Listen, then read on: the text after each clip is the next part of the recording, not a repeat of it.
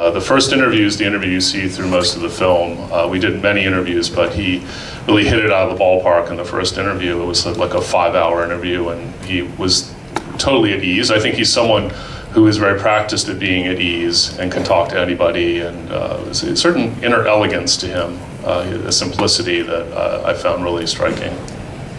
And can you talk about what you think Scotty's story means to us today?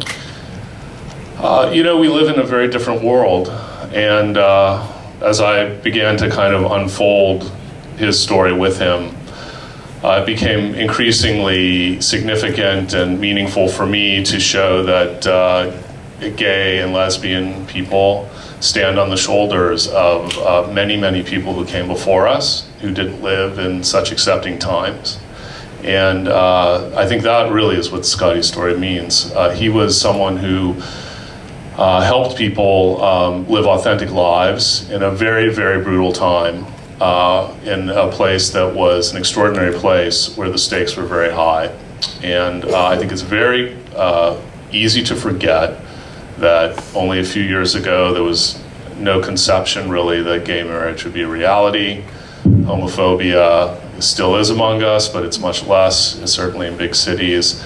And I think that everyone, much less gay and lesbian people, LGBT people, Q also, need to remember this. And I think he's a living link to a time that was very different than our own. And I think that was the real import of doing the story.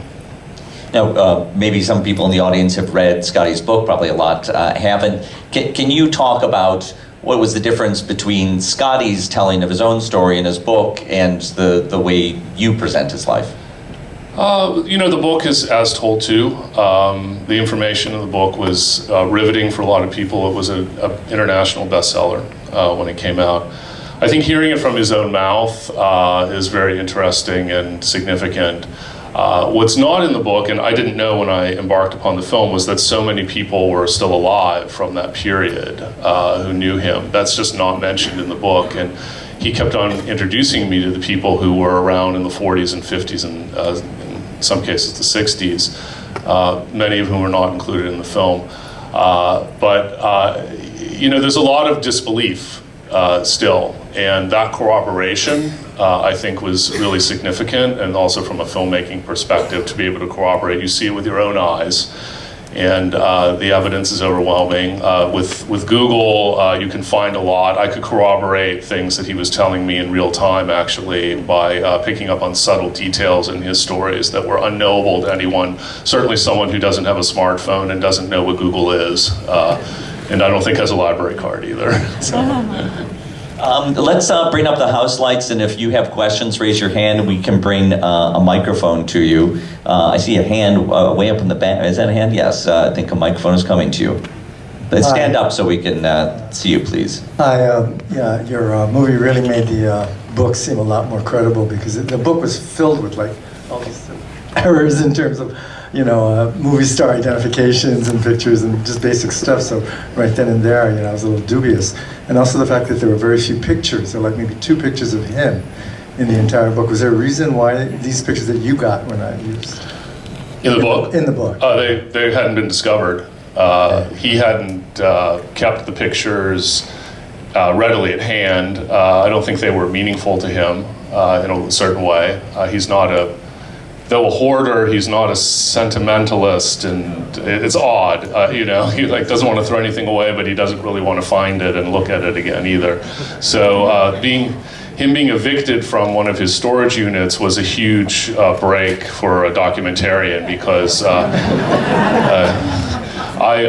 he said there were pictures in that garage, and I said I need to see the pictures. And he's, you know, hoarder, you move one piece of, you know, plastic, they start trembling. So that was happening. And I thought, Jesus fucking Christ, I'm never going to get to these pictures. And he said that there were, he didn't say there were pictures of the guys. He said there were titty pictures of this woman named Judy. That's what he cared about in that garage, because I couldn't give him a shit about the titty pictures of Judy. And finally, about 5 feet into the garage, that trunk was discovered, and it was like, you know, like going into Tutankhamun's tomb and pulling that thing out. I didn't know what was in it, and then that day, it was really, everything came out of that trunk. And then we found a lot of photos of him through crazy sources, like old antique stores that had caches of old gay pornography. I would go around to antique stores with my producing partner, and we flipped through these old vintage porn collections, and all these things came to the surface. So corroboration, we found the stuff. It just gets more and more believable if you are prone to disbelief. Are there more garages with more trunks? There are. We found actually 200 pictures last week in a garage that we weren't allowed into until last week. So maybe there's a coffee table book. All right, if we can get a microphone down here. We've got a hand. We've got a. You can stand up, and the microphone is coming right to you, Jim. Okay, I believe it now. Thank you. That's what the power of a documentary film is. But it's curious that it was Gore Vidal who told you about Scotty. And Gore Vidal represents the old Hollywood and the new Hollywood, not so much the new Hollywood. My question has to do with tabloid journalism today is much worse than Confidential ever was. And is there any reason for an actor to still stay closeted as we're currently dealing with Kevin Spacey? Or is it safe now in Hollywood to be openly gay or to even have a relationship, which there are very few of in your film?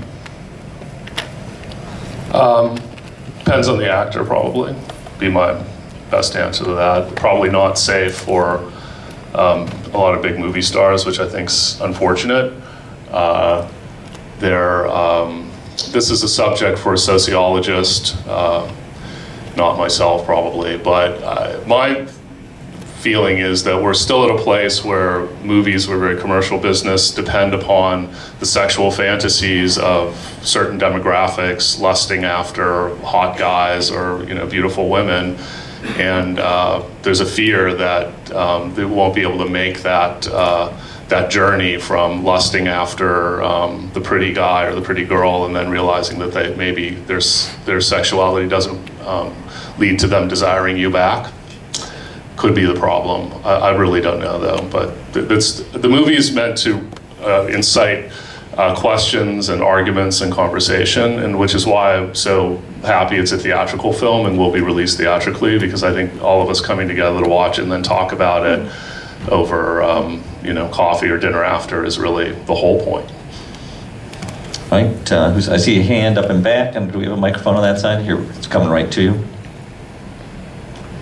Hey, I loved your use of the ladder scene, and I feel Scotty was theatrical in many ways, but can you walk us through like how that came about and any other things that he did or did not want to do or show? Or I just thought that was a great use of that. Well, thank you. We had about 5 ladder options. He just can't stop going up ladders. A woman accosted me at the Toronto premiere and said, "How dare you let him go up that ladder?" He was pretty much an open book, I have to say. I think the big problem for me was getting to the hidden photographs. That was the real Achilles heel. He just did not want to open. He could want to open the garage and show it off, but you wouldn't want to move anything, like the hundreds of rolling pins that were in the way of the thing. So that was really his problem. I found him, he's a great raconteur, obviously, and he was really a verite dream because he let the camera in. Lois didn't want us in the house because she didn't want us to see the house. So we edged our way in over a period of time, actually. Who's got a question? Right here. How much time did you spend with Scotty? It was about 2 years of filming. And how many times did you interact with him? Sometimes on a daily basis. It was a lot. A few more. Yeah, we can take a couple more questions. Okay, I see a hand up here. We'll get this on this woman here. Matt, I just wanted to ask you, what was a surprise? It was a very, very poignant moment about Scotty talking about his brother. And I was wondering, was that a surprise? when he started talking about him, or was something that you knew and you just brought out? And I knew from the book. That was the first interview, and it came up, and he burst into tears. Wasn't expecting it. Certainly on the first interview, and it's definitely something. The war definitely haunts him. I think PTSD, not known to his generation. So there's another issue in the movie that is one in addition to matters of sexuality. It's a complex thing. You can't just say it's a movie about sex in Hollywood. I think, not to be grand, but I think it's a movie about the second half of the 20th century. At least I see all those themes in there. And I think he represents a hidden history that everyone was afraid to talk about. I think you could call him the all-American boy who actually ended up telling the truth about what happens to some all-American boys. And I think it happens to a lot more than admit. And those were principal. Jordan Abrams is here, one of our associate producers. And I can't, my manifest of who's here and who's not, because we're all in LA, is actually, if I didn't mention your name and you're here, either like scream or come up and choke me right now, I'm sorry. Okay, take one more question. We will get this gentleman a microphone here. Thanks, hi. I really enjoyed the film, and I thought there was an interesting question raised about Scotty when you asked him how much did kind of the trauma of his upbringing affect his work.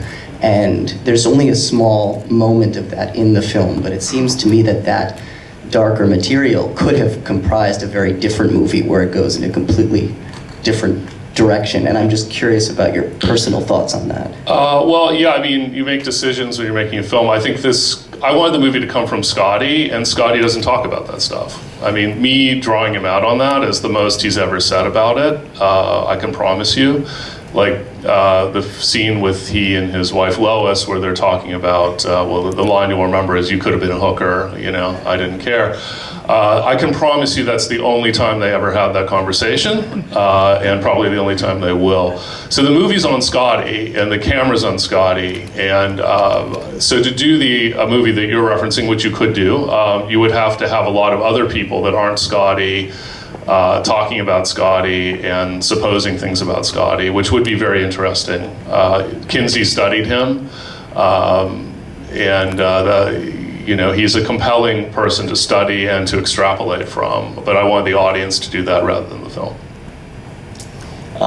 Well, you are the first audience in the United States of America to see Scotty and the Secret History of Hollywood. We thank you so much for being here, and a big thanks to Matt Tyrnauer.